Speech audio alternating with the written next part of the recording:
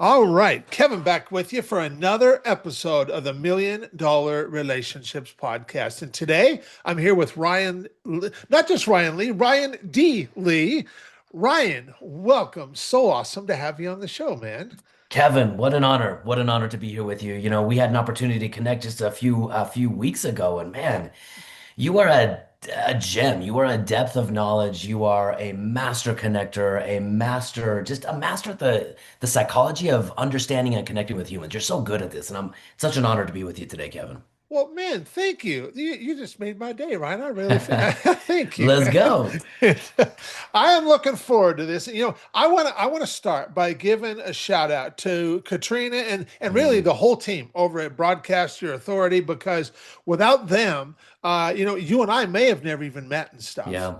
And those guys are doing such a great work. And I'm gonna say I know I said this to you before we hit the record button, but I just so appreciate Katrina because she's the one that is in contact with me because she works with podcast hosts.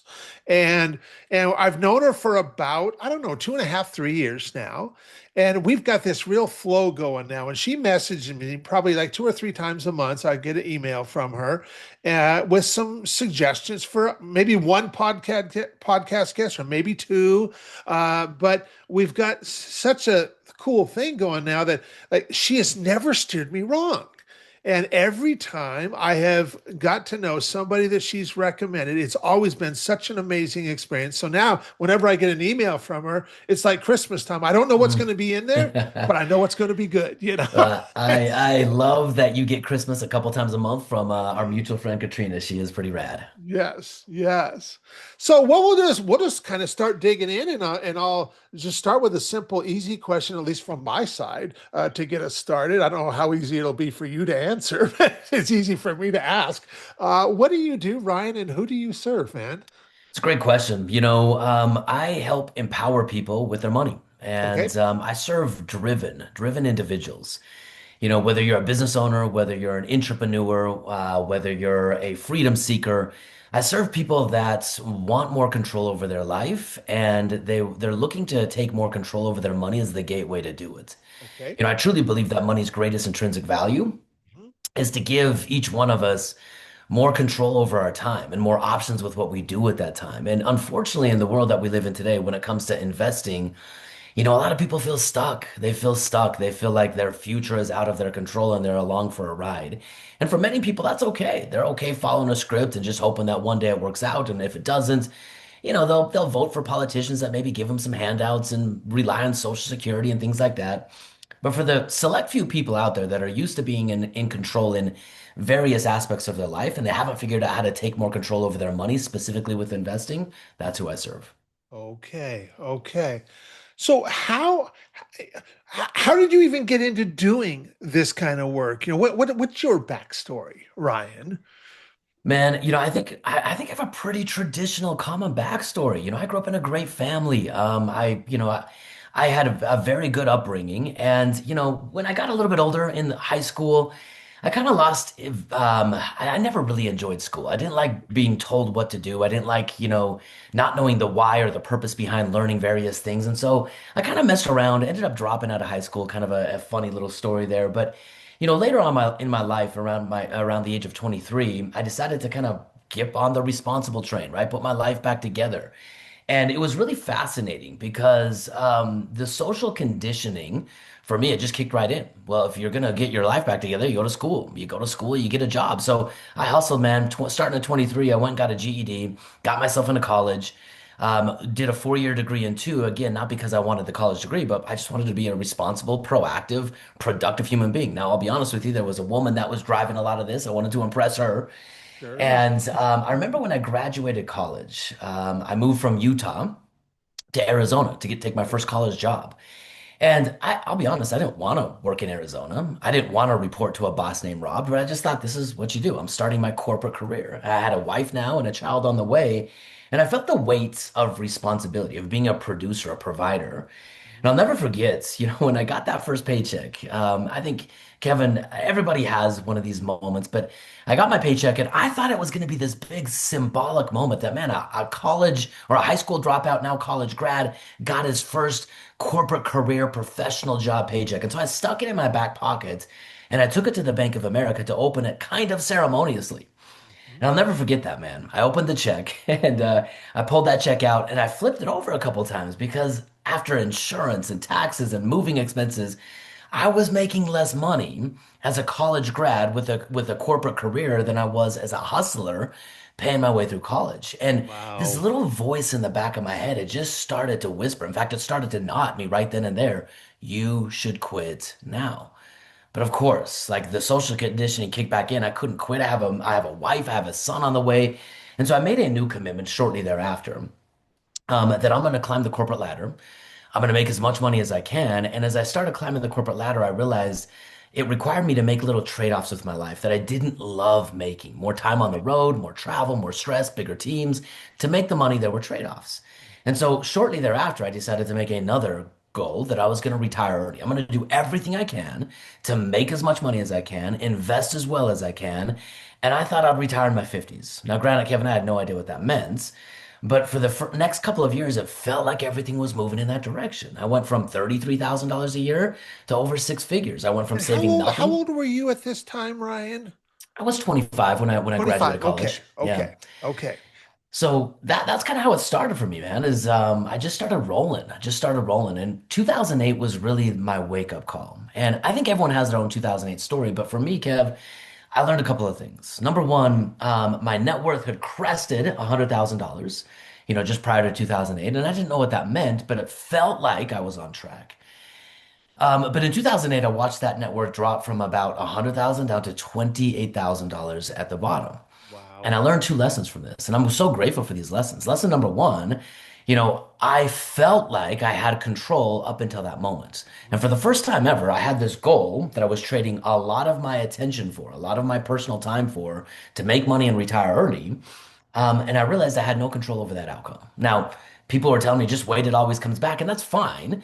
But I realized if I don't control what I'm investing in, how can I ever predict or impact the outcome? Yeah. That was lesson number one.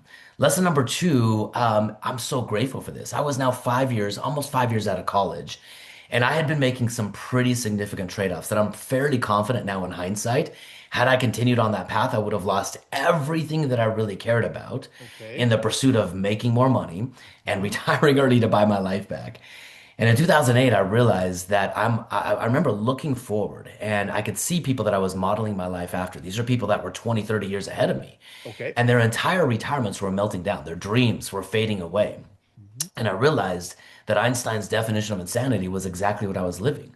I was doing the same thing they were doing, but yet somehow I was expecting a different outcome. And this is the first time I woke up to the trade-off I was making and the desire, and even I would say the necessity to figure out the game of money so I could more adequately figure out and play the game of life because what I was doing was unsustainable. Yeah. Wow. Wow. So, what did you end up doing that was ended up being so different than what the bulk of it? Because I know a whole lot of people lost a whole lot of money and net worth in 2008, man. And Yeah. so, and a lot of people did not recover, you T- know. Totally. And here's the fascinating thing about life. And this isn't just a money thing. This is just a life thing, right? When your perspective changes, when your paradigm changes, the world that you see changes. And so for the first time ever, my cracks, the cracks around the perspective and the paradigm I had around money, college or not college, but money and retirement planning, it was cracking. And so I started looking not just at the norm and how to do everything else better. I started looking outside and I started looking what are other wealthy people doing. And man, I came across the book that almost everyone's heard of. It's the gateway for so many people. It was Rich Dad Poor Dad. Oh yeah. And I had heard of that book before, right? But it sounded like a weird title, weird book. I didn't know what to do with it. But I picked it up, and the very first thing that stood out to me and slapped me in the face was savers or losers. And Kevin, at that moment, I did feel like a loser. Like I just lost a bunch of money. But again, the trade-offs I were making, I was on the verge of losing everything I cared about. And for the first time ever, I realized, When I read that book, everything that I thought I knew about money, it wasn't just that it was wrong, the opposite could actually be true. And now that opened me up to a new paradigm, but now I have a whole new void. I'm like, what the heck is the opposite? If the rich don't work for money, what do they work for? If net worth isn't the validation of success, what is? If savers are losers, what do I do instead? And, now I'm looking. And I found a book very shortly thereafter. And the book was called Creating Wealth. And it wasn't the title of the book that caught my attention, it was the subtitle. Now, this book was written by Robert Allen. And the subtitle of his book said, Follow Allen's 7 steps and you can retire in 10 years. And I thought to myself, I can do anything for 10 years. What the heck are those 7 steps? And so I remember I picked up that book and I was waiting for like this big revolutionary top secret investment. And I read his book and it was so absurdly simple that I almost overlooked it, but I thought I can do it. He just said buy 2 single family homes a year for 10 years and in year 11 you're financially free. Now there was a lot of detail missing from that, but it was a brand new pathway that kind of filled the void that Kiyosaki opened up for me that the opposite was true. And so that was the path that I went on. And for the next 4 years, I changed everything about my life and my financial plan specifically to focus on cash flow, not net worth. And Kevin, this is the best. I'll just say this and then we can talk more about the details. In the beginning, I learned a lot of lessons and I'm still learning a ton of lessons, but things started to work. And for the first time ever, I did have a system that I had some semblance of control over. And I'll never forget, 4 years after 2008, companies, they were still tightening their belts. The '08 recovery took some companies a long time. It took our economy a long time to recover. And I remember I'm managing it. I used to sell medical equipment, and I'm managing this big geographic territory. I'm managing the Denver Metroplex. And my boss, Rob, showed up. Okay. He showed up, and Rob never shows up, right?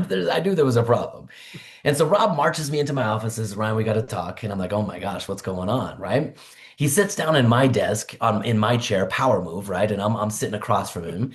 And he goes on to tell me about the promotion I'm going to get. Now, I know what he means now, but in the moment, he's like, we just shut down Rapid City. We just shut down Casper, Wyoming, and we just shut down Grand Junction. You're going to take over all those territories. What that meant is I'm back on the road. I'm back trading, a lot of time and presence for my family, and I'd resolved not to do that again. And it was kind of like a Charlie Brown moment because as Rob was telling me about all the new money-making opportunities and all the stuff, it kind of sounded like wah, wah, wah in the background because in my head, I was just adding up my cash flow. And, I had 17 houses at the time. And I'm like, okay, those few houses that pays my mortgage, those few houses put food on the table. And I was just adding this up.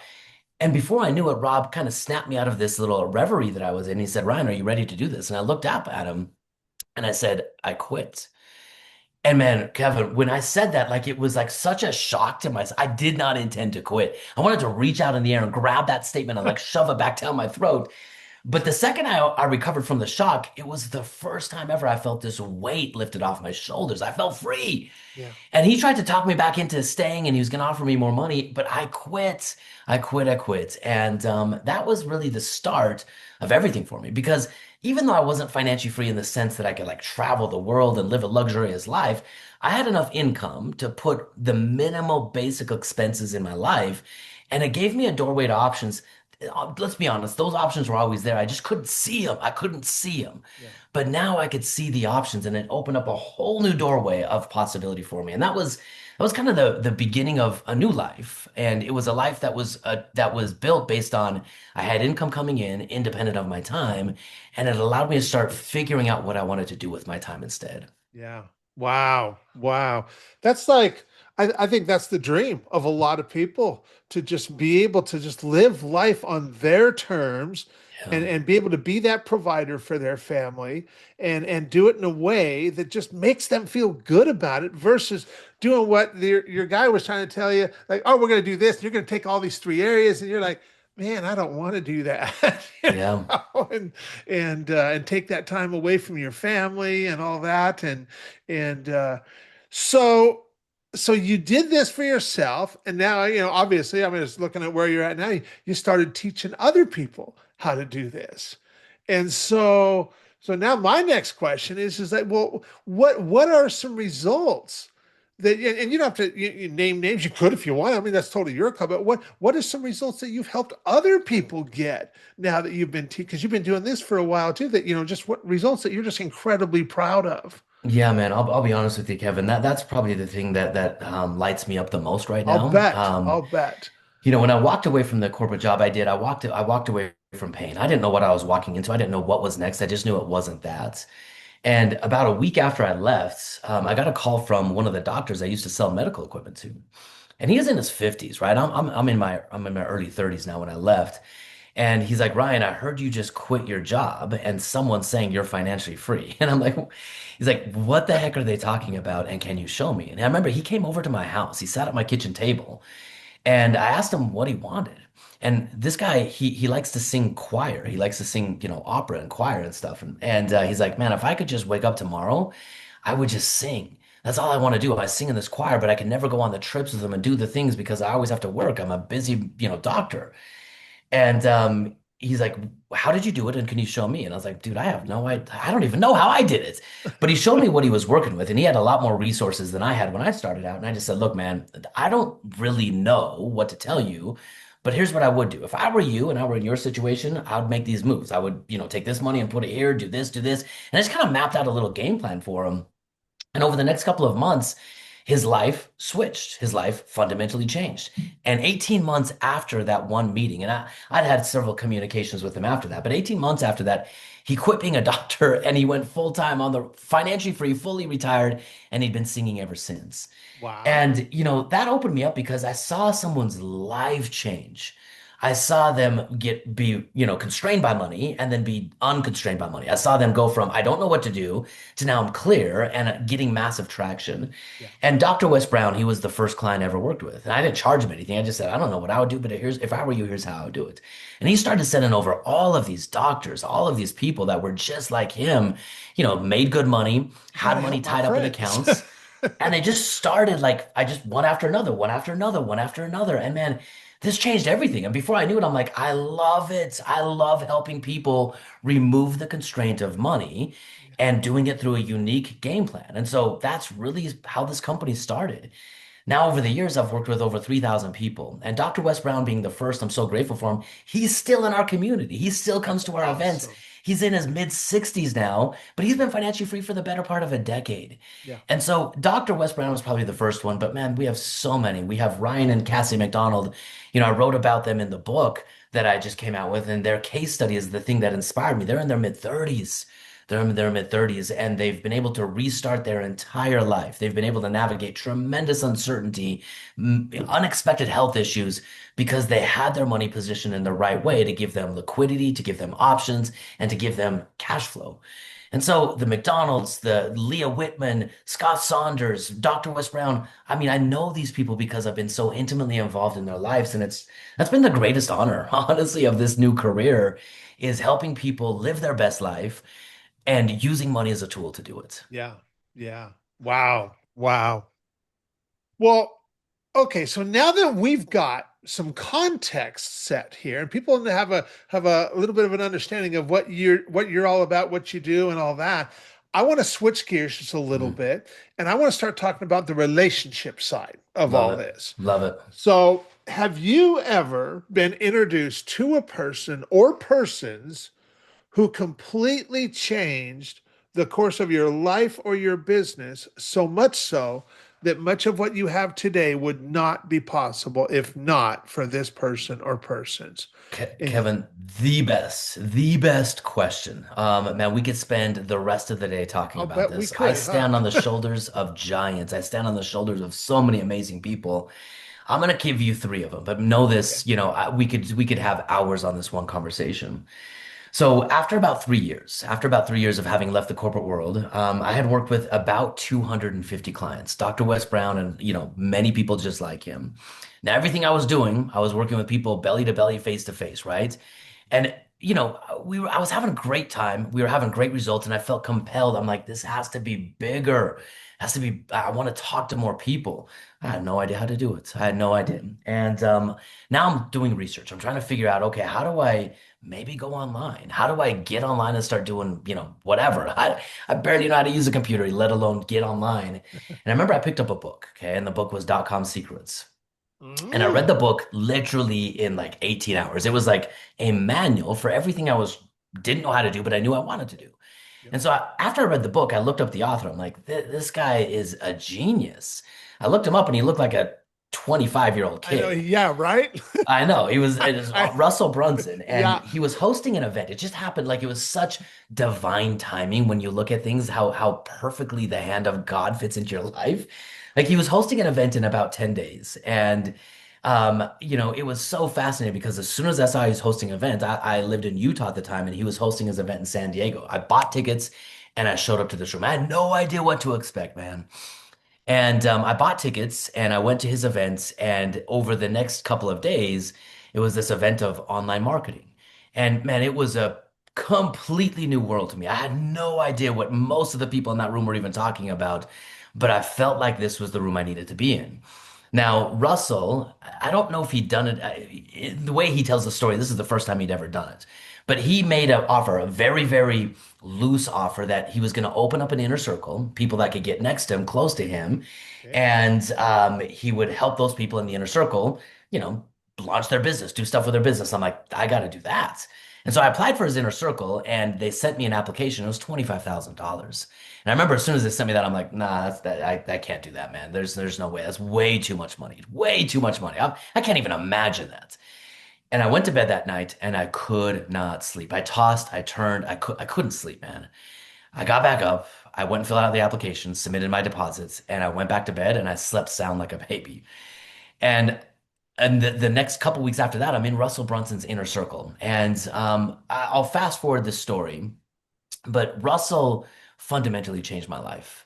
I am so grateful for that individual because he shared with me the exact context to take what I was doing, which I'm very passionate about, and serve the masses. Go online with webinars, create a company now where I have clients in all 50 states. I have employees on my team that are in several of the 50 states. I've built something because Russell opened up a door and showed me what was possible and to a certain extent how to do it.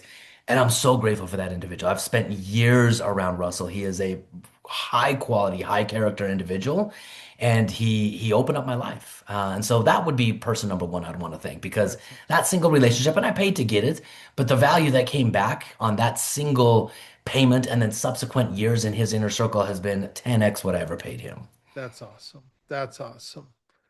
All right. Well, I know you got two more people you want to talk about. I want to make sure we don't gloss over it. Okay, So, I'll give you two more people, and I'll do this in a very, very quick way. I recently came out with a book, and this book is a decade of my life experience, teaching what I teach, helping people understand a different way around money.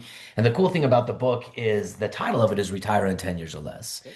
Obviously, I got that from the subtitle of Robert Allen's book. His says 7 steps to retire in 10 years. And, the framework that I've built is way more than what he shared, but the concept originated from him. And a couple of years ago, we were hosting a live event. We've now done several live events, and we were hosting a live event. And I thought to myself, wouldn't it be cool if I brought the two people who I talk about constantly, Robert Kiyosaki and Robert Allen? Wouldn't it be cool if I reached out to those guys and I figured out a way to get connected with them and I brought them to the event and I gave them an award? Now, we have a mutual friend, Randy Garn. Yeah. Randy Garn, I've known him for years, and Randy Garn happens to be BFFs, as he is with just about everybody, with Robert Allen. So he connected me to Robert Allen. And then through another mutual connection, I got connected to Robert Kiyosaki. Okay. And I shared with him how their expertise changed my life and how because my life has changed I've been able to serve so many people, and I invited them to come to this event, and they came to the event and I stood them up on stage and I gave them a lifetime achievement award. And I'll never forget what Robert Allen said specifically. Robert Allen said sometimes you sit behind a keyboard and you write a book and you have no idea who it's going to go to, you have no idea who's reading it. And when I get little glimpses of what the book has done, it makes me so excited. But to stand here and to see what it's done for your life, talking to me, and what you've now done for all of these people in the audience, I can't imagine feeling more fulfilled by writing that book. And this is 40 years after he'd written the original book, right? And I gave these two an award, and it was such a man, I love doing that because, man, those two individuals have changed my life. And then when I wrote the book, both of them after that event, they said, how do we do more together? And I said, I want to write a book. Robert Allen co-authored the book with me, and Robert Kiyosaki's fingerprints are all over the book with not only a Ford, but we quote him. His frameworks are all throughout the book. And so to have those two individuals involved with a lifelong work for myself has been such a tremendous honor for me. Yeah. Wow. Wow. And like, you know, I've been the relationship guy for years, and it's, you know, what I have learned is that no matter, who somebody is, no matter how successful they might be, no matter how great things look from the outside looking in, that there is not a person on the face of this earth that gets too much appreciation, Mm, And what you just did for those guys, and what they gave them this experience, you invited them out to just give them this award and stuff. But then, like you just shared, how Robert, shared at the event of how that made him feel and stuff, And it's that right there. It's that feeling of, the way people feel when they're in our presence, when they're mm, around us, how we make them feel, how you make them feel, how you made him feel, And that's what endears people to us. That's what mm, makes them like, man, I want to spend more time with Ryan. I want to do more stuff with Ryan because I like the way I feel when I'm hanging out with him, mm. It's, I love that. You're totally right. I mean, it is that, I think each one of us, let me share an example with this because my wife, she wrote a book several years ago, several years ago, and she's a phenomenal author. Not like it's not a financial book. It's like our legit young adult fiction, such a good book. And she wrote the book in the beginning, and this is before we knew anything about publishing or anything like that. And the book just poured out of her, it just came out of her. And when she got done with the book, I read it, her mom read it, her sister read it, maybe a few other people read it, but she felt very lack of fulfillment with the book because this talent that she had, it wasn't being distributed in a way that made her feel like her talents were being used in a way that validated the quality of the talent that she had. And so she put the book up on a shelf for years, right? For years on a shelf. And randomly, we were on a cruise several years later. And this is ironic. We were on a cruise with Russell Brunson, right? And we sat down to dinner, and me and my wife sat down to dinner, and another person in Russell Brunson's inner circle was just there, and we invited her to join us, and she was talking to my wife, and they were just going back and forth, talking, talking, talking. And my wife said, "Oh, I wrote a book," just kind of glanced over, and the lady stopped her and said, "Wait, you wrote a book? Tell me about it." And this lady was a publisher. And wow. she published Wow. Bethany's book, and it was so fascinating. After that, thousands of people have read her book now. And the cool thing about that is that the book is the same, but the fulfillment that has come from the second round of this, because more people have been able to bask in the talent that created value in these people's lives, that's the beauty of it. That's the feeling. And I think that's really what people are looking for is our talents, they're not given to us for us to have. They're That's right. given to us for us to use in the service of other people. And when we do that effectively, we get a currency that no money can ever buy, and that's fulfillment. And so I think that's exactly what you're talking about is finding your talents, using those talents, solving problems, and that feeling of fulfillment only comes by leaning into that lifestyle. That's right. That's right. Yes. Yes. Well, for anybody who might be listening to this and thinking, man, Kev, I really love Ryan. I love who he is. I love how he shows up. You talked about your book a little bit. Any websites, any resources we can share with folks? Yeah, Kev, that would be a tremendous honor for me to share it. It is a playbook. It is a playbook, and here's the way I look at the game of money. Money, if we just really break it down and understand what it is, it's something that we trade our time for. And when we really look at it like that, we understand on some level that time is our most precious, limited, scarce resource. And too many people trade far too much time for far too little money, and they keep telling themselves one day it's this mythical idea that they'll have enough money and they'll buy their life back. The goal of this book is to flip that script all the way around. It's to give people a definitive timeline to say, look, with the right framework, it has nothing to do with pick the right investment, but with the right framework and system, you can actually achieve financial freedom in 10 years or less, meaning you can have assets that generate income independent of your time And that's really money's value, is to give you more control over your time and more options with what you do with it. And so the book retireintenyears.com, or if you go to retireintenyears.com with the number 10, it'll give you the entire playbook. And my goal isn't to help people retire in the sense that people think about it. I use that word to meet people where they're at cognitively, but I believe financial freedom is the gateway to living your best life. When you can wake up and say, I'm going to do whatever I want today, Yeah. and you're really looking for that currency of fulfillment, this is what allows people to start to ask deeper, more meaningful questions. What am I here for? What are my talents? How do I use these? Like, if I woke up tomorrow and money wasn't the driver of what I do, would I go to the same job, report to the same boss? Probably not. But I would do something that gives me way more fulfillment in life. And so that's really what that book is about. It's about a framework, and it is very tactical, a framework to master your money so you can master your life. And that's really what that book is all about. Awesome. Awesome. So if you're listening to this, just look down below because the links that are right there for you, and you can just go check that out on your own. Ryan, any last thing that you feel led to share before we call it a wrap? Yeah, Kev, I really do agree with everything that this podcast is about. That book, almost everything in my life would not have come to fruition to the level that it's come to fruition unless I understood the power of what you do. It's the power of a network. I really believe the three best investments you can make, and they're not in any kind of sequential order, but in fact, they probably are in a little bit of a sequential order. But it's number one, mindset. What we believe around life, our paradigm around life, it alters what we see. If we can't see an opportunity, maybe it's time to upgrade our paradigm. If we have a different perspective, we can see a new possibility. And so, number one is your mindset. That's your best investment. Get around people who help you see a different possibility for your life. Number two, take this new upgraded mindset and master a skill set. We kind of loosely talked about this, but you were given Kevin, I'm so grateful for you, right? You're very good at connecting. You're very good at authenticity. You're very good at helping people feel like they can do anything with their life. And so mindset and skill set, take your skill sets and refine them, develop them, use them. Our world is full of so many problems today.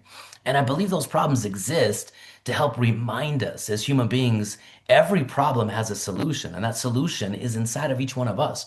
We have unique talents that were designed to solve the problems that we face in the world. Too many people are asleep to their unique skills and abilities. So mindset, skill set, and number three is network. I know right now I have a network of people that when things get tough, which they do, when things get hard, which they will, or when things are amazing, which are as well, I can call and celebrate with. I can call and cry to. I can call and say, I need a favor. And that is the greatest form of leverage you can possibly have. Be the type of person that when someone runs into a problem, they call you. I want to be on someone's speed dial saying, I will be there for you in a moment's notice. I'm your guy because I know I need those same people in my life as well. And so mindset, skill set, network, those are the three best investments you can ever make. That is fantastic. That is fantastic. And it's like so right on target. Well, I want to thank you so much for taking the time to have this conversation, Ryan. I really appreciate it. I really appreciate you. This has been an awesome conversation. Man, I just love your energy. I love how you show up. And I'm so grateful that we got connected and stuff. And Likewise, Kevin. I'm stoked to get this out there and share it with folks. So thanks again, man. Thank you, Kevin. Appreciate you.